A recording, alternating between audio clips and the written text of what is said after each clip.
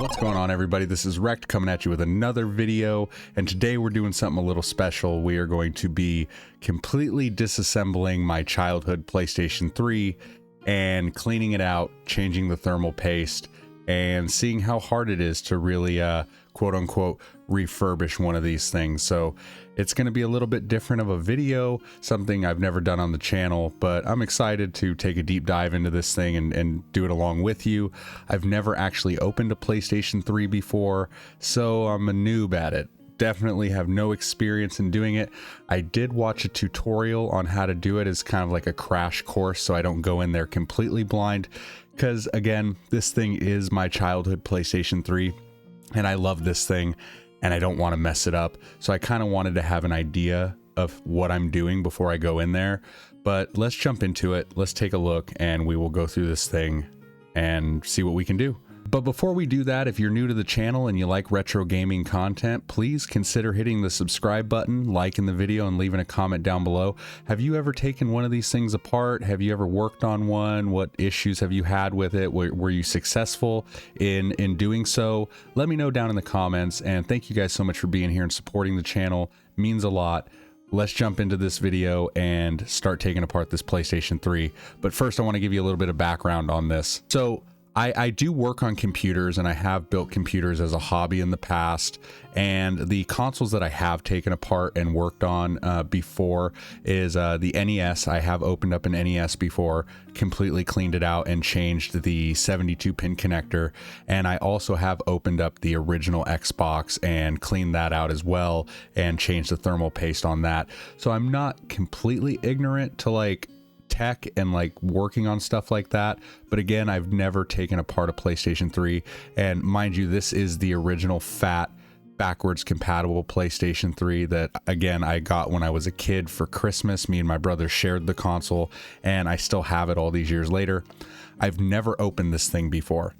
I've never worked on it, so I'm expecting it to be pretty dirty inside and the thermal paste to be complete just trash and gonna have to be replaced for sure. I noticed that the PlayStation itself was, you know, it ran fine. I haven't had any issues, but it was a little, you know, loud as far as like the fans go, and it was you know, giving off a lot of warm air out of the back. And just, you know, with electronics like this, you should definitely, you know, whether it's a computer or a console or anything, if you can open it up and clean it out, you know, with isopropyl alcohol, which today we'll be using this 99% stuff. This stuff's pretty good.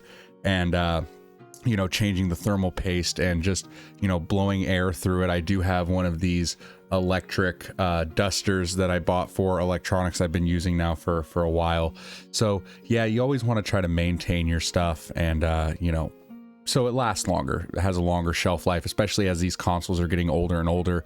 You just want to make sure you're up on it, and you know, that way you have them for longer and you're not having to replace them to play your favorite games. So I've talked enough. Let's do this thing. Alright, you guys, so here is the PlayStation 3. Like I said, this is my childhood PlayStation 3 that I have had for many years at this point, and I am basically going to be cleaning this thing up. Here I'm using a little bit of Windex to just wipe the top off any dust or dirt or grime or whatever. You can see that the top is pretty scratched. Again, guys, I've had this thing for a long time, and I've used the hell out of it, so it definitely is scratched. And I don't know if you can see where my thumb is, but it is actually missing the cover that covers the card readers, like the SD card readers and stuff like that the original Fat Boy came with. So yeah, we're just giving it a good wipe down, and then we're going to start opening this thing up here in a second. Alrighty, and now we're going to slide the top cover off and get to the first layer of screws here on the top of the console so that we can finally get this thing apart. One thing I will say is this thing had a lot of screws, and this console goes layers deep. So this thing was much more complicated to take apart than the original Xbox or the NES. So I highly advise you to not do what I did and actually organize your screws on, you know, which ones go where. Maybe put them in a little tray or something. I kind of did that, but they all got mixed in together, and I literally had to go back and watch like which screws went where. So it definitely is something you need to pay attention to, because this thing is a little bit more complicated to get apart than something like I said, like an original Xbox, which was pretty simple, or the NES that I've worked on, far more simpler than a computer. So yeah, definitely pay attention to that. Alrighty, and once you get all the screws out, the top of the machine should pop off. You might have to use a little bit of force, but not too much. Try to be gentle. You don't really want to, you know, snap any plastic or break anything. But yeah, it should pop right off once all of the top screws come off of the console. And the first thing you're going to see here is, yeah, it's a little dusty on the top. It's not terrible. And as you can see, it doesn't look that bad inside the console on the top. But again, guys, there's lots of layers to this thing. So we're going to get to the bad parts here soon. But just gave it a quick dusting with the electronic duster that I have.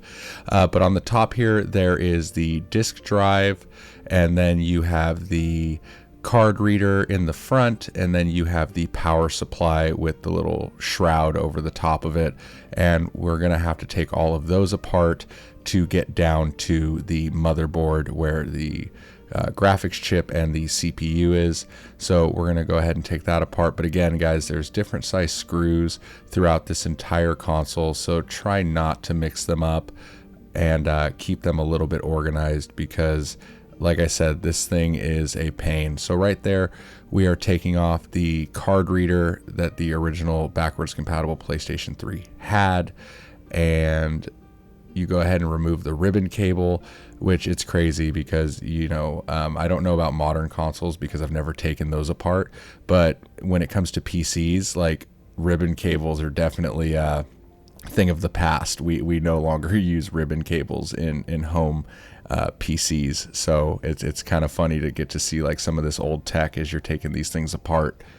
But yeah, after that, we're going to remove the power supply and the disk drive to get down to the next layer of the console. Alrighty, so the screws are removed on the power supply, and that thing should come right off. You're going to need to unplug it from the actual power little cable thing on the back. Don't know the actual term for that, but you know what I mean. So you can see I'm removing that, and then you can see there's also like a ground wire there as well that you know, one of the screws was holding down. And now we are actually going to pull out the ribbon cable for the SD card reader, put that off to the side, and now we're going to remove the disk drive. Alrighty, now that all of that layer is removed, the disk drive and the power supply and SD card reader, you are going to start removing the screws for this top metal shroud that is basically where the CPU and the graphics chip and the motherboard are sitting right underneath. And yeah, just go around, remove all the screws, and then you'll see the two pieces in the middle. They're almost like clamps that hold, you know, basically the plates, the heat sinks down, you know, on the chips themselves. Those are in the middle, those two weird shaped things. You'll see in just a second when I start to remove the screws on that. But yeah, go around the edges, remove all of the screws on this metal shroud to get down to the motherboard.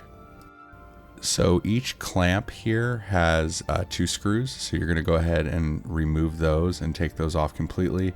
And as I remove them, you'll be able to see the chips themselves underneath.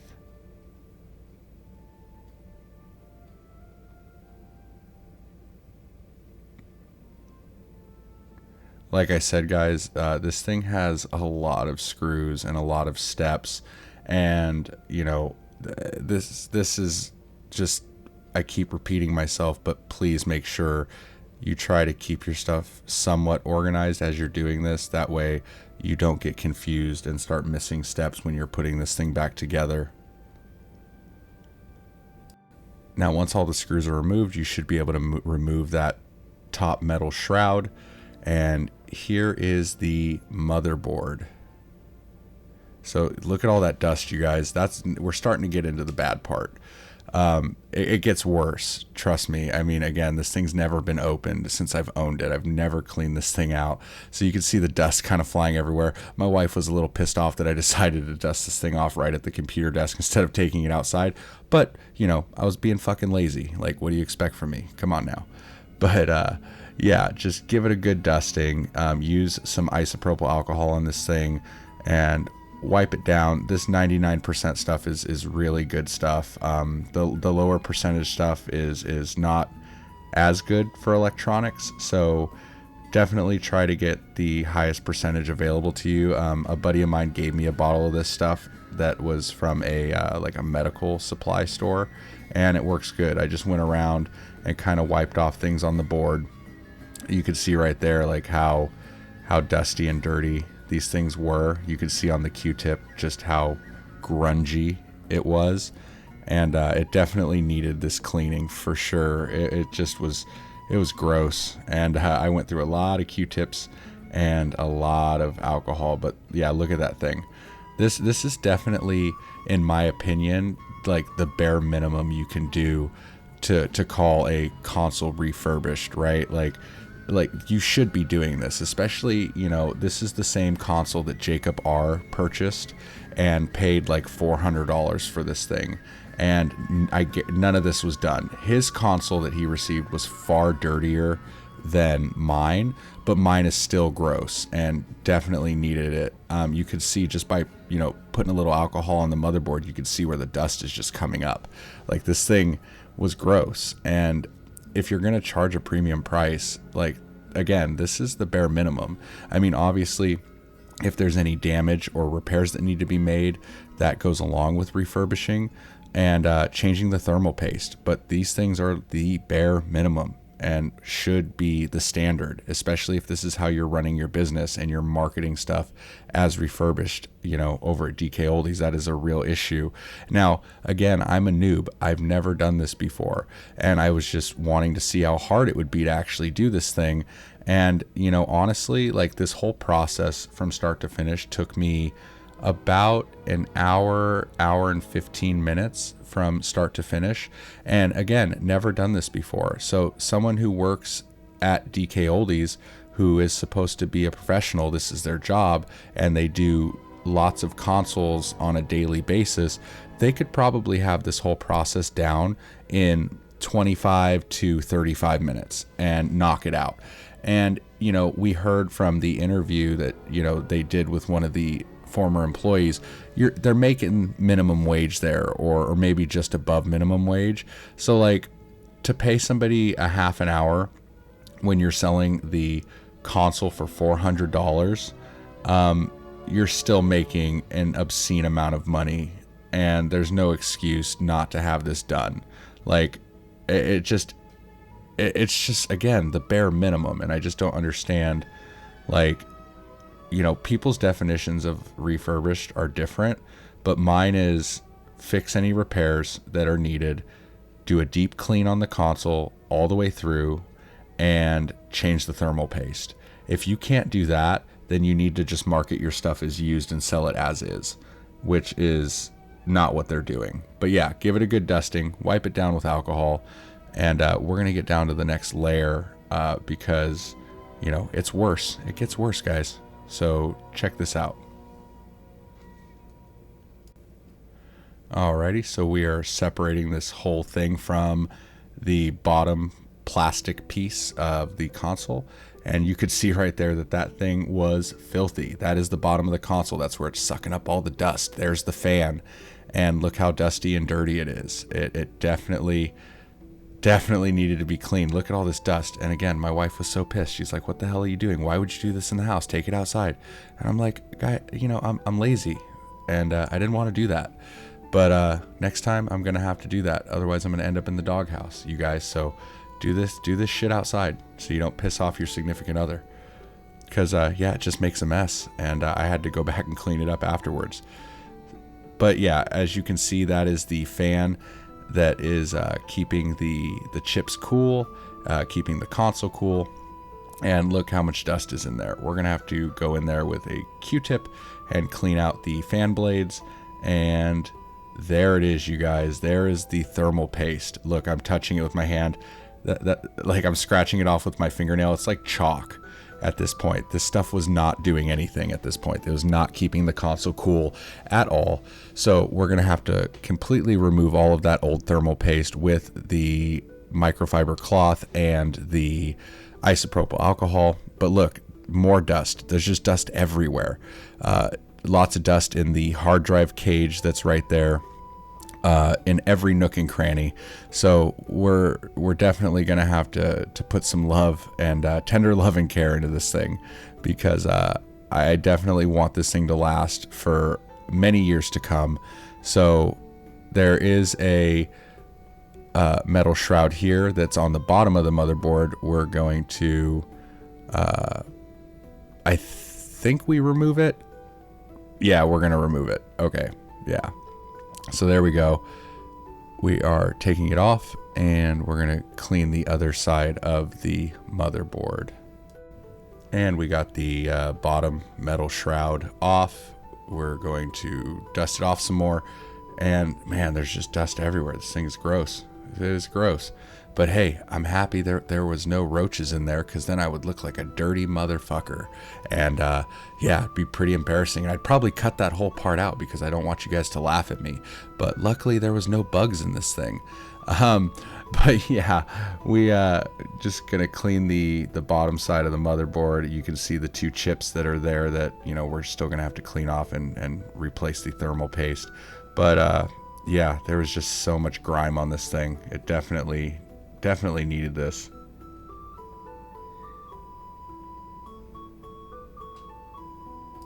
All right, and here we're going to take that isopropyl alcohol, and we are going to wipe off the old chalky thermal paste and get that nice and clean, not just on the chips themselves, but we're going to also have to do it on the actual heat sinks to make sure that you know, it makes a good connection so the thermal paste can actually do its job, which is to help transfer heat to the heat pipes, the copper colored heat pipes that you can see there coming out of the heat sinks, where the fan is connected on top. And basically the idea is the fan will exhaust the heat and keep the console cool, you know, similar to a PC or other game consoles that use thermal pastes and heat sinks like this.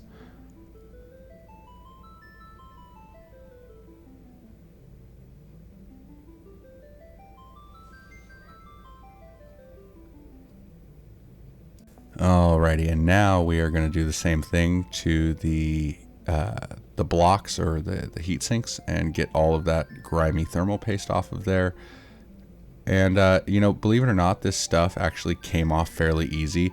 When I changed the thermal paste on the original Xbox, it was a nightmare because the stuff had literally turned into like rubber, and I had to use like a heat gun to actually get it warm enough to where the stuff would come off. It took me forever.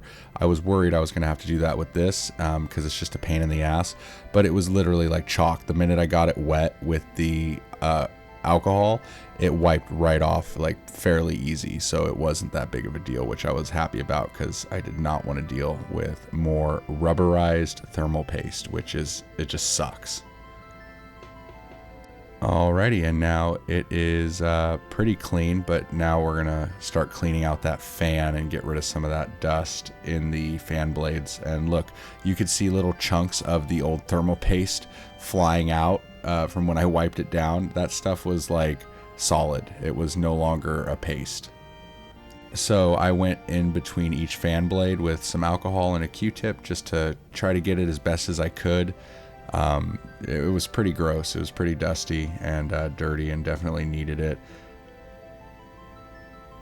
And we're gonna go ahead and give the shroud another, wipe down, make sure we get all the dust off of it, shine it up a little bit, make it look nice. And then we're gonna start reassembling this thing, adding the thermal paste and putting this thing back together, and we'll see if it powers on. So let's go ahead and do that. Oh, and I had to show you this. Look how dirty the bottom of the console itself was. Look how dusty that is, man. That's like where it sucks up all the dog hair and cat hair and just dust and crap out of your carpet or your, wherever, your entertainment center. Yeah, this thing definitely needed a good wipe down. I was using Windex and the microfiber cloth, but yeah, man, this thing needed a good scrubbing just because it was gross. I keep saying that, but like you guys can see, like this crap was it was a long time coming, man. It needed this cleaning for sure. I couldn't believe how dirty it was down there. I kind of had a feeling, but it was pretty bad. All right, guys, so this is the thermal paste that I used. I use this in PCs as well, the MX4. I believe it's made by Arctic Silver. I can't really remember if this was the Arctic Silver brand or not, but I wasn't really sure like how much I should put on here. I mean, I know on a PC you do like the little P method, and like, some people do the line method. I don't know. You want to make sure you get good coverage, but you don't want to put too much to where it like seeps over the chips onto the board. So, it's trial and error. Just kind of see what works. Put the heat sinks on there and, see how far out it spreads and see if you need to add a little bit more. But this didn't seem like enough, actually, and I didn't film me adding more, but I did have to add a little bit more because when I put them back together, it just didn't spread enough and it barely covered any of the chip. So I added a little bit more to this thing and it seemed to cover it pretty well the second time. All right, so we got the bottom shroud back on, the actual heatsink back on, and now the top shroud, and I'm wiping this back plate off to make sure that that's nice and clean. We're gonna go ahead and put that back on. And yeah, we're just basically reassembling the console at this point and like cleaning up things as we missed them piece by piece. Alrighty, and now we are gonna put the brackets back on, or clamps, or whatever you want to call these things. Also, don't want to do it too tight because you don't want to damage the motherboard or the chips at all. But just tight enough, nice and snug, but don't overdo it because you can end up breaking this thing. And now we're reassembling like the top layer of stuff. So here is the Blu-ray drive. We're gonna hook that back up, and then we're gonna do the power supply and get that all hooked up. Do not forget to plug this stuff back in, the ribbon cables, like the power plugs, and don't forget to connect that ground wire on the back of that power supply. Definitely don't forget to do that. Alrighty, now we are going to get ready to put the lid back on this thing. Everything is hooked back up and should be ready to go. So we will put the lid back on, get it screwed all back together, and see if it turns on. Fingers crossed. I don't have a lot of faith in myself, but I am hoping, because if I butch this thing, I'm going to be fucking pissed. Because then I'm going to have to pay somebody to fix my fuck up. And then I look like an idiot on YouTube. And then you guys will unsubscribe. And then I'll be a fucking bigger loser than I already am. Alrighty, and we're going to give it one last quick little wipe down. Try to get rid of those fingerprints you see there before we slide the top cover back on. And we should be good to go. Yeah, that's pretty much it. That's what you have to do to take this thing apart and clean it out and quote unquote refurbish it. Hope you're watching, DKoldies. Please hire me because I need a job, and I would work really hard for you, Drew, and maybe if I'm lucky I could be on the social media team with Joey and we could make funny videos and pack up keychains together. Alright guys, so we're switching over to the phone camera because I want you to see that this works. So we got it all hooked back up in the entertainment center, and we're gonna go ahead and fire it back up. We'll put in a game. Let's go ahead and flip that switch in the back. Here we go, boom. All right, we got a red light. That is a good sign, and we'll go ahead and power it on. Make sure everything is all good. Come on, big money, big money, big money. Turn on. Don't make me look like an idiot. And there we go. We got a picture. It is working. Well, I mean, we're at the menu screen, right? So let's plug in a controller, make sure that it'll read a game. Alrighty, so now that we've got our piece of shit third-party controller plugged in, because I'm too lazy to charge the actual thing, let's go ahead and go to the main menu. And looks like it's working. Let's go ahead and pop in a game. We are gonna pop in Resident Evil 5 for the PlayStation 3. Make sure that that is all working properly. Let's make sure we got the disc tray in good. Pop that in, okay. I took the disc. And let's see if it will read a game. All right, it's loading. It's looking like it's gonna work, guys. Here we go, Capcom. Dolby Digital. And yeah, it looks like it's working. And there we go. The game is working. The refurbished process looks like it worked, and we are good to go, guys. It is working. So yeah, let's go and jump back to the other camera, and we will talk about it. So that was interesting. So I have to say, taking apart the PlayStation 3 was far more difficult than the NES or the original Xbox. It had a lot of parts, a lot of the metal shielding and casing around it. And again, I've never taken one apart before. The only experience I had was watching a little, YouTube video crash course on the thing. So I had a general idea of what I was walking into. As you could see, it was filthy inside. It didn't look so bad on the top layers, but as you got deeper and deeper, down to the chips with the the heat sinks and the header pipes and stuff like that, it was pretty dirty under there, and it just definitely needed a good cleaning. Blew it out with air, as you saw, and I also wiped it down with isopropyl alcohol, a little Windex on the plastic parts. Was it perfect? No, but I got a lot of the dust out. We cleaned off all the thermal paste on the heatsink and on the chips themselves with the isopropyl alcohol. We applied new thermal paste. Where is it? I had it here a second ago. There it is. So this is stuff I use on the computer. It's a MX4 Arctic Silver thermal compound. I use this on PCs, and I just had a tube lying around, so I did that.